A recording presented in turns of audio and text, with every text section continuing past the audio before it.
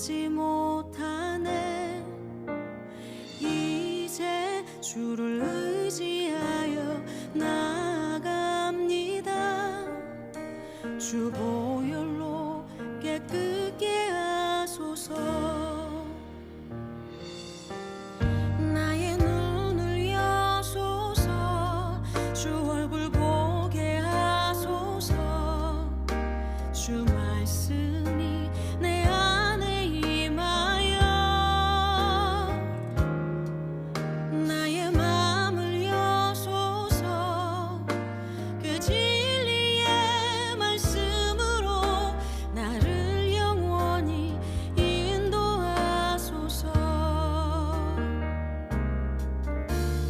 어느새 죄로 가려진 나의 두 눈이 아무것도 보지 못하고 알지 못하네. 이제 주를 의지하여 나아갑니다. 주 보혈로 깨끗게 하소서. 나의 눈을 여소서. 주 얼굴 보게 하소서. 주 말씀이 내 안에 임하여 나의 마음을 여소서. 그 진리의 말씀으로 나를 영원히 인도하소서.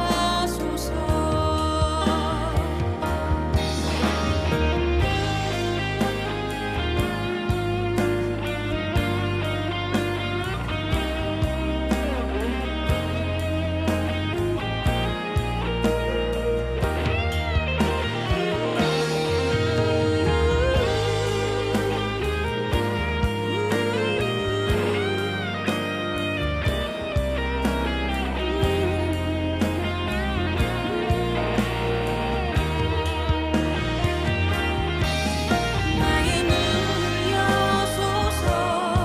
주 얼굴 보게 하소서. 주 말씀이 내 안에 임하여 나의 마음을 여소서. 그 진리의 말씀으로 나를 영원히 인도하소서. 주 나의 눈을 여소서. 주 얼굴 보게 하소서. 주 말씀이 내 안에 임하여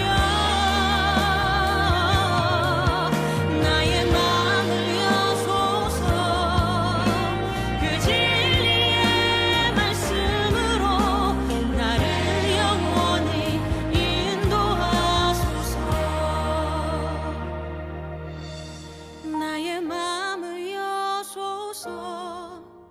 그 진리의 말씀으로 나를 영원히 인도하소서.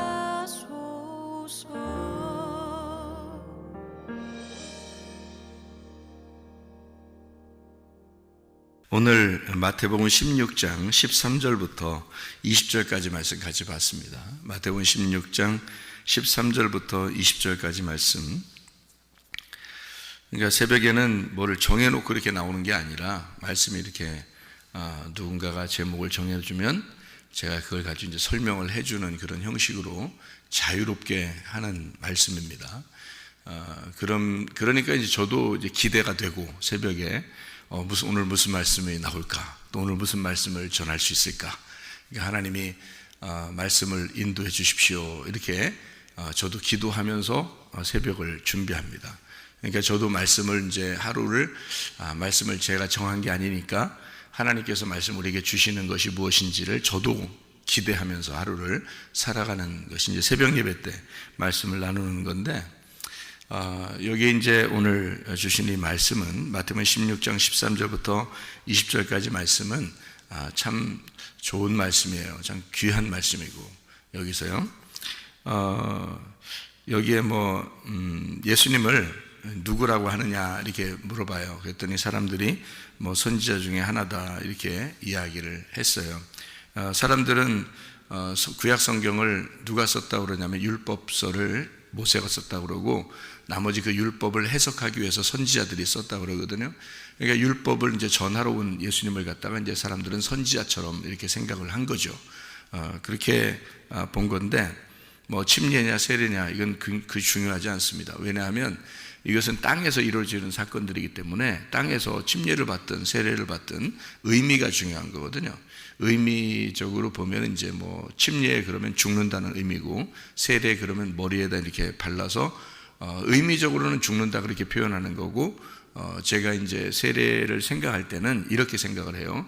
머리 이렇게 바르니까 성령이 임하신다. 이거를 이제 설명하기 위해서 세례를 베풀면서 그렇게 성령 세례다. 이렇게 이거를 표현하기 위해서 성령 세례를 표현하기 위해 세례를 이렇게 베푸는 그런 것으로 이제 의미적으로 보면 그렇게 이해를 할 수 있다 이거죠.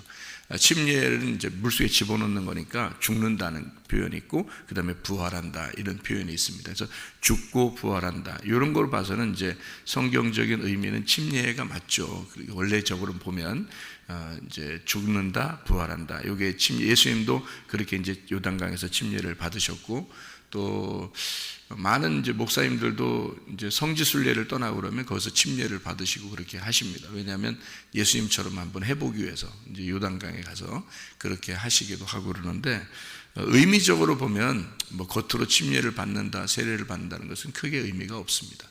우리 속의 내용이 중요한 거죠. 마음 속에 있는 마음의 할례로 성경을 마음의 할례로 보면은 의미로 보는 거니까. 말씀을 보면서 우리가 주님 안에서 내가 회개하고 내가 죽었다, 내가 주님 안에서 부활했다 이러면 이제 의미가 되는 그게 마음의 침례죠, 그죠?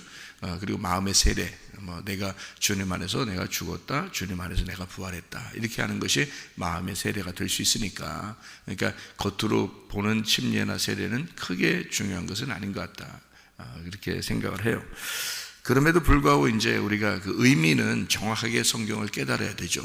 성경의 의미를 모르면 그냥 성경 막 읽는 경우가 많으니까 의미도 모르고 분명히 의미가 있어요. 성경에는 그 뜻은 있는데 그 뜻을 모르고 그냥 자기가 읽고 싶은 대로 막 읽으면 안 되는 거죠. 그래서 그럼 성경이 잘못되는 거죠. 그죠? 여기에서 중요한 내용들이 있는데요. 이제 예수님께서 베드로에게 천국 열쇠를 주었다 그러잖아요. 그럼 천국 열쇠를 주면은 열쇠는 뭐 하는 거예요? 열쇠는 뭐 할 때 써요? 뭘 열고 닫을 때 쓰잖아요. 뭐 이렇게 열었다 닫았다 이렇게 열어줬다 잠궜다 이런 걸 열쇠라 그러거든요. 그러면 예수님이 너에게 천국 열쇠를 줄게 그러고 예수님이 어디 호주머니에다 뒤져가지고 뭐 하나 열쇠 같은 거 꺼내가지고 이렇게 예수님이 베드로한테 줬을까? 그건 아닐 거 아니에요. 그냥 말로 했을 거 아니에요. 그죠? 말로 천국 열쇠를 내가 너에게 줄게. 그러니까 베드로가 빨리 줘요 빨리 호주머니 뒤져가지고 열쇠 하나 빨리 꺼내서 줘요 이렇게 하진 않았을 거 아니에요. 그러니까 말로 했단 말이에요. 천국 열쇠를 말로 준 거란 말이에요. 그러면 천국 열쇠를 주었으면 여기서 분명히 천국 열쇠를 가지고 문을 열어주는 게 필요하다는 거죠. 그죠? 문을 열어주는 성경이 어딘가 나와야 되는 거예요. 그러니까 여기서 천국 열쇠를 베드로한테 줬으면 성경에서 어딘가에 베드로가 문을 열어주는 게 있어야 되는 거예요. 그렇죠? 예, 그러니까 성경에 문을 열어주는 게 베드로가 문을 열어주는 게 언제 있어요? 성경에 보니까 그러니까 2번 문을 열어줍니다. 2번을요 베드로가요. 그러니까 베드로에게 맡겨진 사명이에요 그게. 그래서 언제 한번 열어주냐면 사도행전 2장에 한번 열어주는 거예요. 그래서 여러 제자들이 있는데 그 중에 누가 일어나서 말씀을 증거하죠? 베드로가 증거하는 겁니다. 베드로가 말씀을 증거해서 몇 명이 구원받아요? 3,000명이 구원받아요. 그 3,000명들은 이방인이에요? 아니면 유대인들이에요? 유대인들이 구원받는 거예요. 그러니까 유대인들이 구원받는 건 사도행전 2장에 3,000명이 구원받아요. 그때 누가 설교했다고요? 베드로가 설교했어요. 그래서 베드로의 설교를 통해서 그러니까 예수님도 베드로에게 말씀으로 천국 열쇠를 주었고 이해가 돼요? 무슨 말인가? 그러니까 무슨 누가 어떤 그 사람들 어떤 사람들은 열쇠를 금으로 만들어가지고 그게 천국 열쇠로 들고 다닌대. 예? 그런 거 아니라고요. 그러니까 말씀으로 주신 거라고 예수님이 베드로에게. 그래서 베드로가 말씀으로 어느 날 이제 그 열쇠를 열어줘야 된단 말이에요. 그래서 말씀으로 열어주는 날이 있는데 두 번을 열어줘요. 한 번은 유대인들에게 말씀으로 열어줘서 구원을 받게 하는 게 사도행전 2장이에요. 사도행전 2장. 그때는 유대인들의 구원 시간이기 때문에 그런 거예요. 유대인의 구원 시간이 뭐냐면 예수님이 이 땅에 오셨을 때 이방인을 위해 오셨다고 그래요? 유대인들을 위해 오셨다고 그래요? 예수님이 자기가 유대인들을 위해 오셨다고 그래요. 내 백성이 있다. 내 이스라엘 내 백성들을 위해서 내가 왔는데 어떻게 이 수르보니게 여인, 이방인 여인 너에게 어떻게 내가 자녀에게 줄 떡을 어떻게 개한테 주느냐 그런 말하죠. 예수님이 솔직히 예수님이 구원하러 이 땅에 왔는데 사람들한테 개라고 하면 되겠어요? 안 되죠. 그런데 예수님이 그렇게 말했단 말이에요. 왜 그렇게 말했냐면 무시해서 그런 게 아니에요. 그 말은 유대인과 이방인의 차이를 두고 내가 유대인들을 구원하러 왔는데 그 시간에 왔는데 이방인인 너에게 내가 구원할 수가 없어서 어떡하냐 그런 말이죠. 그러니까 이 여인이 또 어떻게 해요? 그냥 물러나요? 안 물러나요? 안 물러나. 안 물러나고 뭐라 그러냐면 주님 나 개 맞아요. 나 개 맞는데 나 구원해줘요. 우리 딸 구원해줘요. 자녀의 떡을 부스러기라도 개는 먹지 않습니까? 그럼 그 부스러기라도 좀 줘. 이거 얼마나 대단한 믿음입니까? 그러니까 예수님이 그냥 지나가지 못하는 거예요. 나는 유대인들을 위해서 왔지만 네가 그렇게 간청하니 너의 믿음이 너를 구원했다 그러잖아요. 그러니까 예수님이 직접 줄 수는 없으니까 네가 믿는 걸 보니까 네 믿음이 네 자녀를 구원한다는 거예요. 참 놀라운 거죠. 백부장도 마찬가지죠. 백부장이 이스라엘 사람이 아니잖아요. 예수님이 백부장한테 어떻게 구원합니까? 이방인인데 유대인의 시대에 왔는데 예수님이. 그러니까 백부장 구원할 수 없잖아요. 그러니까 네 믿음이 또 구원했다 그렇게 말하잖아요. 그러니까 예수님이 유대인들한테는요, 이스라엘 사람들한테는 뭐 귀에다가도 손가락 집어넣고 막 낫게 해주고요, 눈도 이렇게 막 비벼서 이렇게 막 눈도 이렇게 비벼주고, 그다음에 안수도 해주고 막 이럽니다. 낫게 해줄 때 보면 이스라엘 사람들한테는. 근데 이방인한테는 손 안 대요. 손 안 됩니다. 왜냐하면 이방인의 시대에 온 게 아니기 때문에 그래요. 그래서 너의 믿음이 너를 구원했다 이렇게 얘기하는 거예요. 사마리아 사람도 이스라엘 사람이에요. 그래서 사마리아 여자한테는 직접 가서 구원하죠. 사마리아 여자한테는. 삭개오 이스라엘 사람이에요. 그러니까 예수님은 삭개오한테는 직접 가서 구원할 수 있는 거예요. 근데 이방인한테는 직접 가서 구원하지 않습니다. 그들이 찾아오죠. 그들이 찾아올 때 만나가지고 한참 얘기해서 그 믿음을 보고 네 믿음이 누구를 믿는 믿음이에요? 예수를 믿는 믿음이란 말이에요. 그 믿음이 너를 구원했다 이렇게 하는 거죠. 근데 지금 시대는 어떤 시대냐면 이방인의 시대예요. 지금은. 그래서 이방인들이 많이 구원을 받았고 이제 이것도 어느 날 이제 맞춰지게 되겠지만 이방인의 시대니까 지금은 많은 이방인들이 구원을 받아요. 유대인들보다 훨씬 더 많이 구원을 받는 거죠. 지금 시대는 이방인의 시대니까. 그럼 왜 이게 시대가 이렇게 구분되어 있느냐? 성경적으로 보면 다니엘서 9장에 나와 있는 것 때문에 그런 것입니다. 다니엘서 9장에 보면 이스라엘 백성들만을 구원하기 위하여 70일회가 딱 정해져 있어요. 다니엘서 9장에 보면 70일회라는 게 있죠. 70일회 이런 얘기 들어봤죠, 그죠? 예, 그게 날짜 계산을 복잡하게 하는 게 아니에요. 그렇게 복잡하게 하면 성경이 오히려 이해가 안 돼요. 그러니까 다니엘서 9장에 보면 있잖아요. 내 백성과 내 예루살렘 성을 위하여 하나님께서 70일회를 정해놨다 이렇게 되어 있거든요. 다니엘서 9장을 자세히 읽어보셔요. 그러면 그렇게 나와 있어요. 내 백성과 예루살렘을 위하여 내가 이 70일회를 약속으로 정해놨다 이렇게 되어 있어요. 그래서 이제 7일회가 지나고요, 그리고 62일회가 지나고요. 그래서 69일회가 지나서 마지막 한 일회가 남아요. 그게 이제 7일이거든요. 그래서 7일을 1일을 1년으로 계산해서 7년 이렇게 예산해요. 그러니까 사람들은 이제 그걸 가지고 뭘 생각하게 되냐면 7년 대환란 이런 얘기 들어보셨죠? 여러분 사람은 7년 대환란 이런 얘기 들어봤죠? 그래서 7년 대환란이라는 얘기가 거기서 나온 거예요. 다니엘서 9장 때문에. 근데 그 7년 마지막 7일이라는 그 마지막 한 일에 그 7일에서요. 거기 성경에 자세히 보면 이렇게 나와 있어요. 그 7일에서 중간에 메시아가 죽는다는 말이 나와요. 거기에. 그 마지막 7일에. 그러니까 마지막 한 일에죠. 그 7일이죠. 7일 동안에 그 중간에 예수님이 죽는다. 이 말이 나오거든요. 메시아가 기름 부음 받은 자가 메시아고 메시아는 그리스도를 말해요. 그러니까 메시아는 히브리어 말이고요. 그리스도라는 말은 그 메시아의 헬라 말이에요. 그러니까 구약에서는 메시아라 그러는 거고 신약에서는 그리스도라 그러는 거예요. 그걸. 그러니까 메시아가 죽는다. 그리스도가 죽는다는 말이거든요. 그게 한 일의 중간에 그러니까 3일 반 7일이니까 그죠? 7일 일주일이니까 거기서 중간에 죽으니까 3일 반에 죽는 거야. 그러면 3일 반을 1일을 1년으로 계산하니까 하나님께서 1일을 1년으로 계산하니까 얼마 동안에 죽어야 되는 거예요? 3년 반에 죽어야 되는 거죠. 7년이면 3년 반 만에 죽어야 되는 거지. 그러니까 예수님이 이 땅에 오셔가지고 몇 년 동안만 일해야 돼요? 3년 반만 딱 일해야 되는 거예요. 그러니까 그게 정해져 있어서 그런 거예요. 성경에 정해진 규칙이란 말이에요. 그러니까 다니엘서 9장에 나와 있는 규칙이에요. 그러니까 땅에서 이루어지는 것이 하늘에서 이루어지는 거예요. 똑같아요, 이게. 그게 그러니까 예수님이 오셔가지고는 자기가 일하는 동안이 이스라엘 백성들을 위해서 정해진 다니엘서 9장의 70일의 그 안에 오셨기 때문에 이스라엘 백성들만 구원해야 되는 거예요.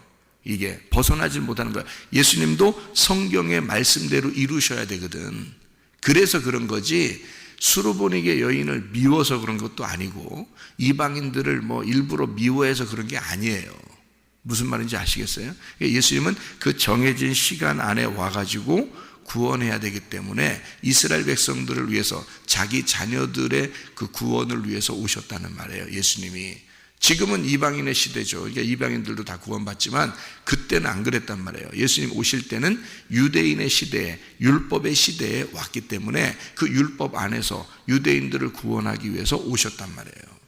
그러니까 이방인들이 구원 못 받죠. 예수님 시대 때는. 무슨 말인지 아시겠죠, 이게? 근데 그게 정해진, 다니엘서 9장에 정해진 약속대로 이루신 것이다. 예수님은 그렇게 하신 거예요. 똑같이. 그래서 3년 반 동안 일하시고 십자가 못 박혀 죽으시는 거죠.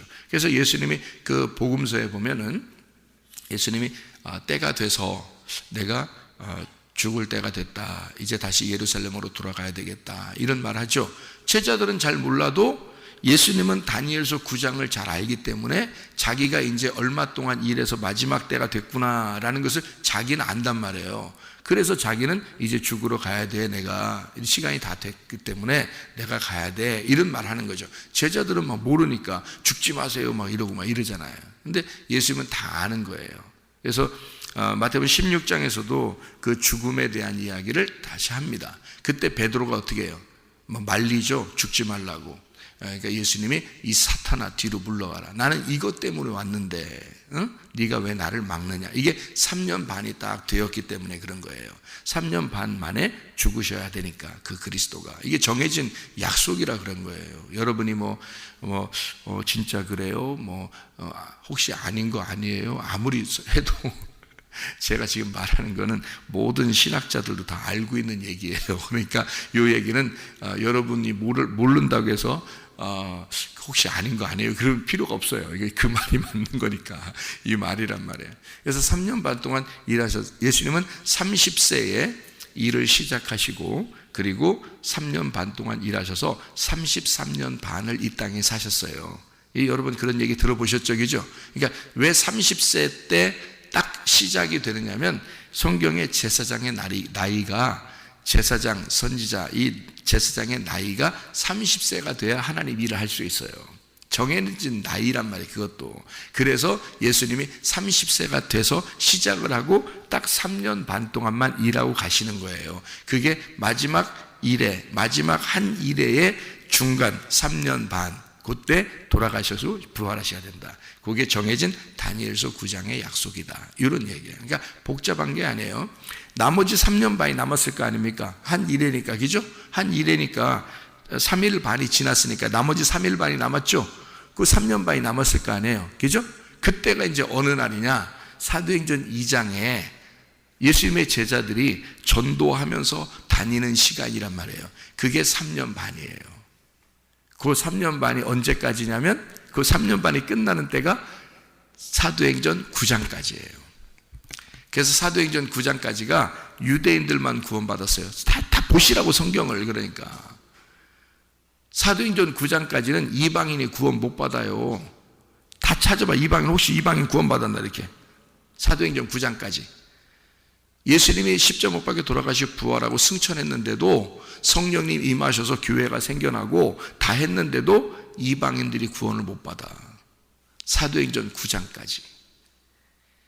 그때까지 사도 바울이 나오기 전까지죠. 그러니까 사도 바울이 나오기 전까지 계속 유대인들만 구원받는 거예요. 사도행전 9장. 그때가 마지막 3년 반이 끝나는 때예요. 거기까지가.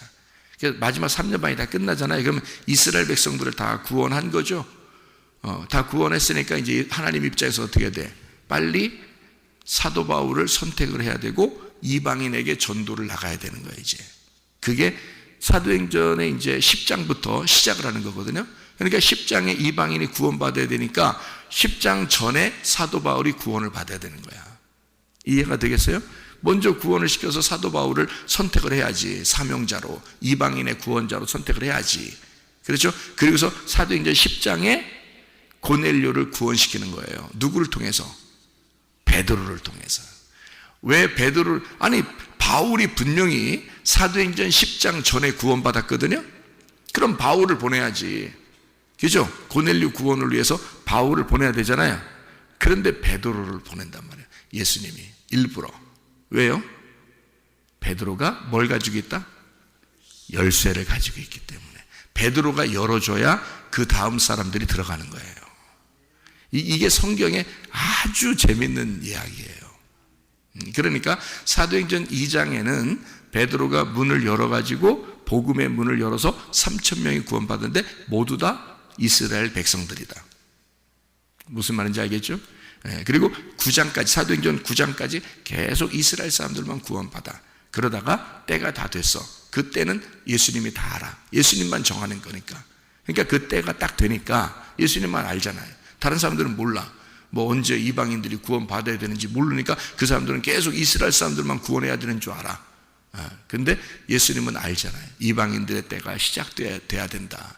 이제 마지막 다니엘의 9장에 있는 70일에가 마쳤다. 그러니까 이것이 끝나니까 내가 3년 반 일하고 너희들 제자들이 3년 반을 일해서 이것이 다 완성이 되었다. 이제는 이방인들이 구원받는 시대가 되었다. 그러니까 누구를 선택해야 되면 바울을 빨리 선택하는 거야. 예수님이 바울을 선택해놓고 이방인을 위해서 준비해놓고 그 다음에 베드로 보고 문을 열어주라는 거지. 그게 고넬료의 구원이에요. 사도행전 10장. 그게요. 그래서 고넬료의 구원은요 기적적으로 일어나는 겁니다. 사도행전 10장에 보면 그게 일반적으로 전도에서 일어나는 게 아니에요. 하나님이 천사를 보내서 고넬료를 선택하시고 그리고 베드로를 데려오라고 그래요. 그 시간에 바울이 구원받아서 기도하고 있거든요. 그 시간에 바울도. 근데 예수님이 뭐라고 그래요? 천사를 통해서 베드로를 데려오라고 그러잖아요. 왜 그러겠어요? 베드로가 열어줘야 되니까. 고넬료가 첫 번째 사도행전의 이방인의 구원자니까, 구원받는 사람이니까. 그러니까 베드로가 와서 구원을 시켜줘야 돼요. 그래서 베드로 오라고 한 거예요. 그래서 그런 거예요. 그래서 베드로 와가지고 구원시켜 주잖아요. 복음을 믿어라. 말씀이 베드로가 말씀을 증거할 때 하나님의 막 영이 습격해 들어가는 겁니다. 그래서 고넬료의 가정이 다 구원받아요. 그리고 난 다음에 이제 사도행전 11장부터 이제 바울의 시대가 열리는 거야. 그래서 사도행전 마지막까지 바울이 주로 나오잖아요. 이해가 되겠어요? 예, 그러니까 사도행전 10장까지는 베드로가 중심이란 말이에요. 사도행 10장까지는. 그리고 11장부터는 바울이 중심이에요. 그러니까 성경은 아주 정확합니다. 그러니까 성경대로 이루어지는 거예요, 여러분.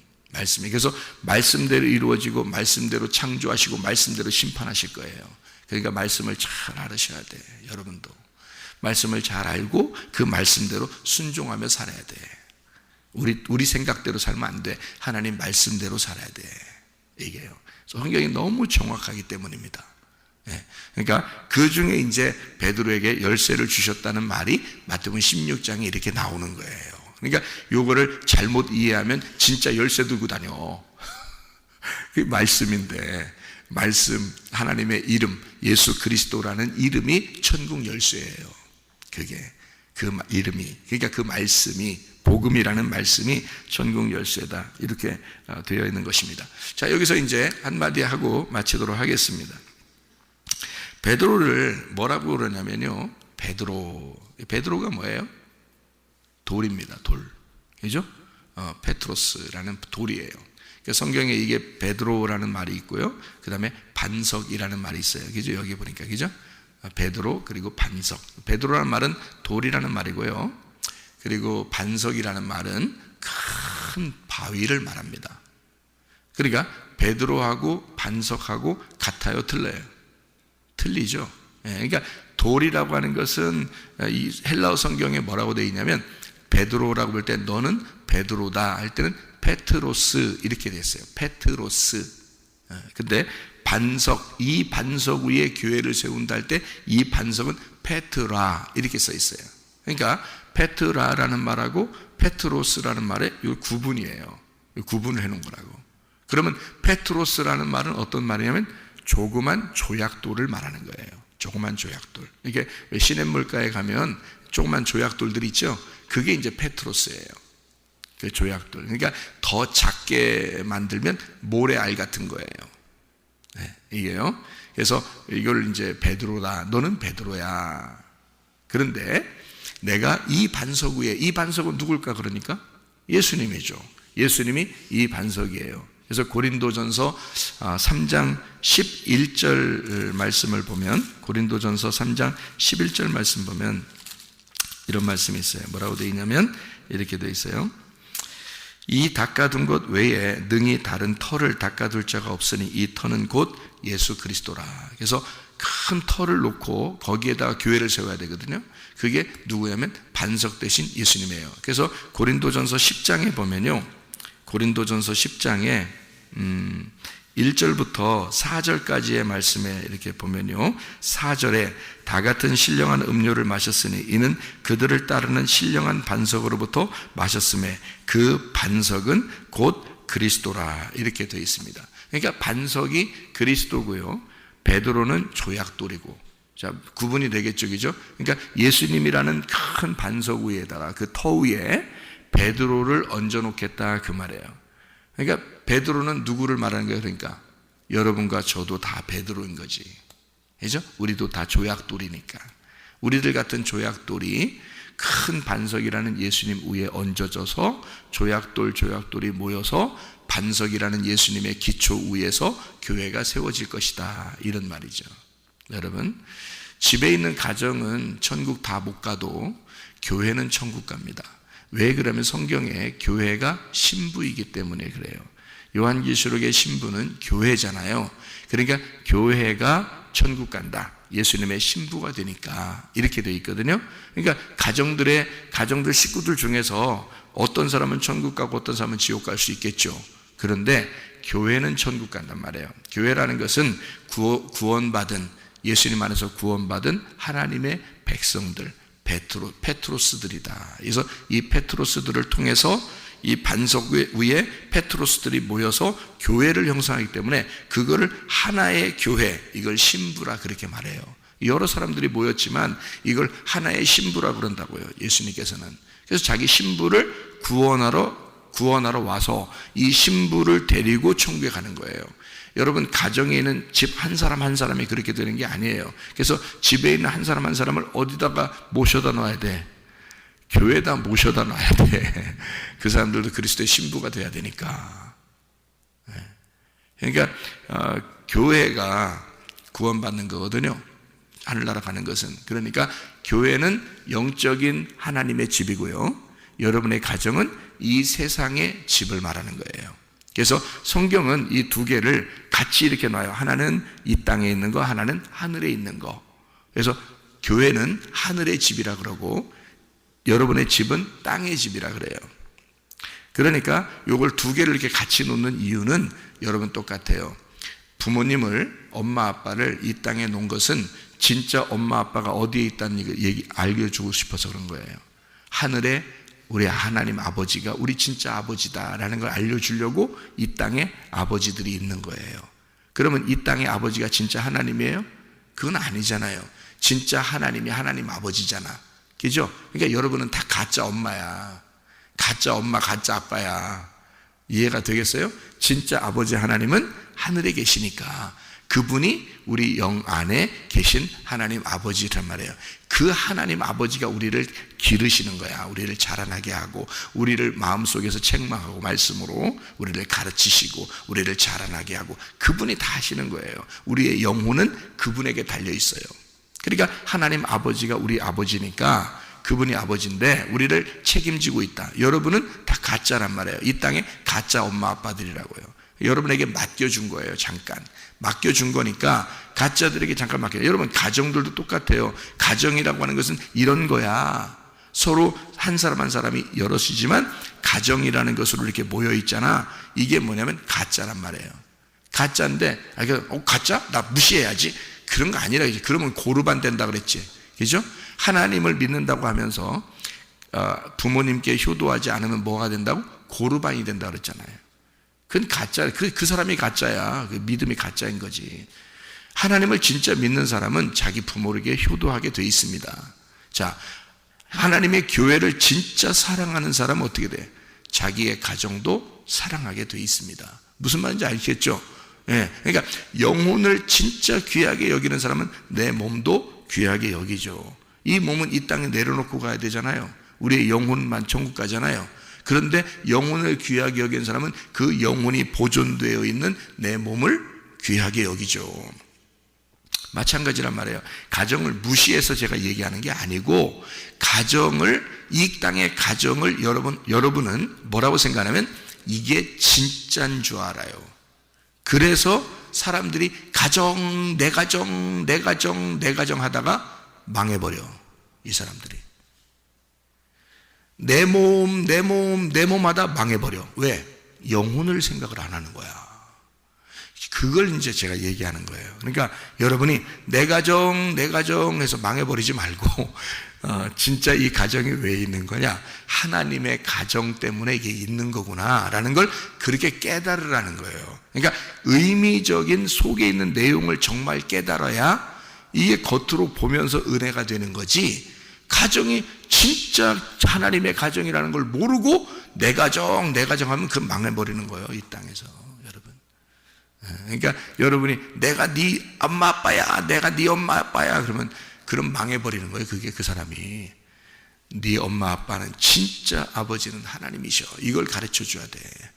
우리한테 맡겨진 게 그 사명이니까. 그렇잖아요. 부모들에게 맡겨진 게 그 사명인데 그걸 모르고 너는 내 자식이야, 너는 내 자식이야. 순지 건 줄 알아. 그럼 하나님이 뭐라고 한 줄 알아? 네 거요? 네 거냐고 그런다고. 네 거 아니잖아. 그러면서 너 죽여봐야 알겠구나. 이게 먼저 죽는 거. 그래서 부모들이 네 거 아니라는 거 알겠어? 내 거야. 하나님이 그러신다고요. 그래서 부모 죽이는 거야. 죽여서 어느 날 부모들은 다 죽어요. 여러분과 저는 다 어느 날 죽어. 이해가 돼요? 우리 안 죽는 사람 한 명도 없어. 다 죽어. 왜? 네 거 아니라는 거 알려주는 거야, 하나님이. 그러니까 미리 우리가 알자 이거야. 아, 내 거 아니구나. 이 땅에 있는 게 내 게 아니었구나. 이걸 깨닫는 거예요. 그거 깨달으라고 말씀 듣는 거예요, 우리가. 말씀 듣고 내 거 아니구나라는 걸 자꾸 이해하라는 거예요. 자꾸 이해해서 하나님 아버지 거구나. 이게 모든 게 하나님 아버지 거였구나. 나도 하나님 아버지 거였구나. 내 자식도 내 돈도 내 가정도 다 하나님 아버지 것이었구나 라는 걸 깨달으라는 거지. 무슨 말인지 아시겠죠? 그래서 베드로가 어떤 사람이다? 시몬 베드로다. 시몬 베드로라는 것은요, 일부러 시몬 베드로라고 얘기한 거예요. 왜 그런지 알아요? 가룟 유다가 시몬 가룟 유다거든. 가롯 시몬의 아들이에요. 그래서 시몬의 아들 가롯. 그래서 베드로가 나올 때는 가룟 유다 같이 나와. 무슨 말인지 참 희한하죠, 그죠? 예. 그래서 요한복음의 6장을 한번 봐봐요. 여러분, 요한복음 6장. 이 얘기를 하고서 마쳐야 되겠죠. 요한복음 6장에 68절에 보니까 시몬 베드로가 대답하되 주여 영생의 말씀이 주께 있사오니 우리가 누구에게로 가오리까. 멋진 말을 하죠. 그리고서 71절에 이 말씀은 가룟 시몬의 아들 유다를 가리키심이라. 그는 12 중에 하나로 예수를 팔자러라. 이렇게 되어 있죠. 그리고 요한복음 13장을 한번 봐요. 13장 24절부터 27절까지의 말씀을 보니까 이렇게 되어 있어요. 시몬 베드로가 머리짓을 하여 말하되 말씀하신 자가 누구인지 말하라. 이렇게 이야기하거든요. 그랬더니 26절에 예수께서 대답하시되 내가 떡 한 조각을 적셔다 주는 자가 그니라 하시고 곧 한 조각을 적셔서 가롯 시몬의 아들 유다에게 주시니. 이렇게 되어 있습니다. 왜 이런 이제 성경을 왜 시몬 베드로 또는 시몬 가룟 유다 이렇게 왜 썼냐면 성경에 시몬 베드로가 시몬 가룟 유다라고 하는 것을 같이 매칭을 시켜주고 싶어서 그런 거예요, 성경은. 그러니까 베드로가 3번을 부인하잖아요. 그죠? 그 착한 일이에요? 아니죠. 가롯 시몬의 유다가 어떻게 해요? 예수님을 팔아버리죠. 같은 일이란 말이에요. 그게 같은 역사라고 얘기해요. 그러니까 베드로나 가룟 유다는 같은 일을 한 거란 말이에요. 베드로는 3번 부인하죠. 가룟 유다는 예수님을 팔아버리죠. 이게 같은 거예요. 그러니까 여러분과 저는 어떤 사람이에요? 베드로와 같이 예수님을 부인하는 자이고 가룟 유다와 같이 예수를 팔아먹는 자다, 이 말이에요. 여러분과 제가 그런 모습이에요. 이게 같은 사람인 거예요. 그런데 이 같은 사람을 예수님은 마태복음 16장에 시몬 베드로에게 뭐를 만들어주겠다는 거예요? 교회를 만들어주겠다는 거예요. 너를 교회 만들어. 그러니까 이게 말이 안 맞잖아요, 그죠?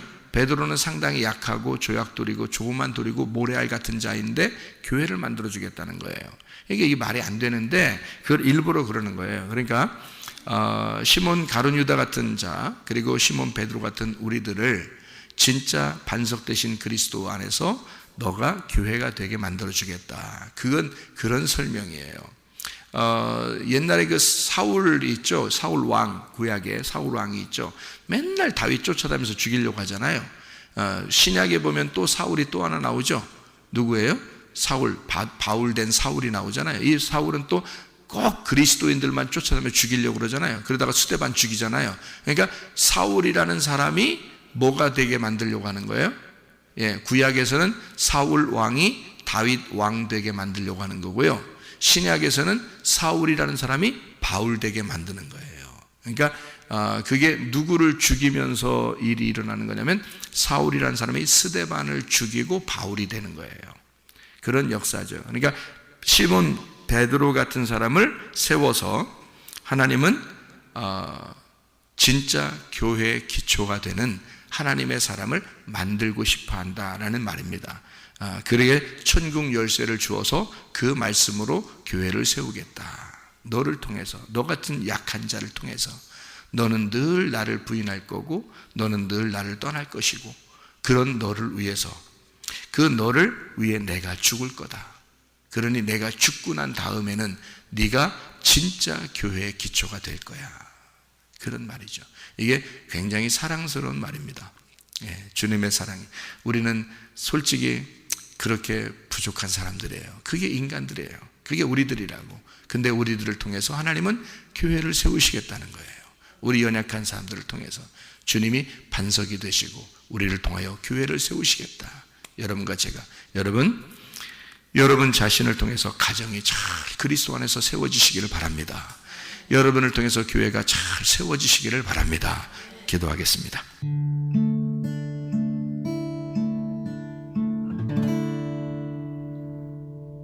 내 속에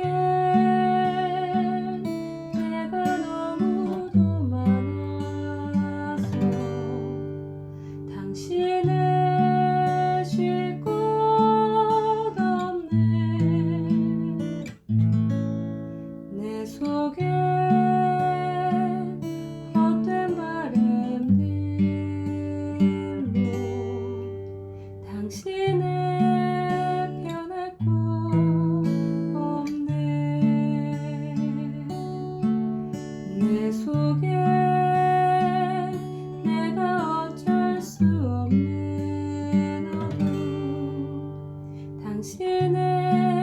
쉴 자리를 뺏고 내 속에 내가 이길 수 없는 슬픔 무성한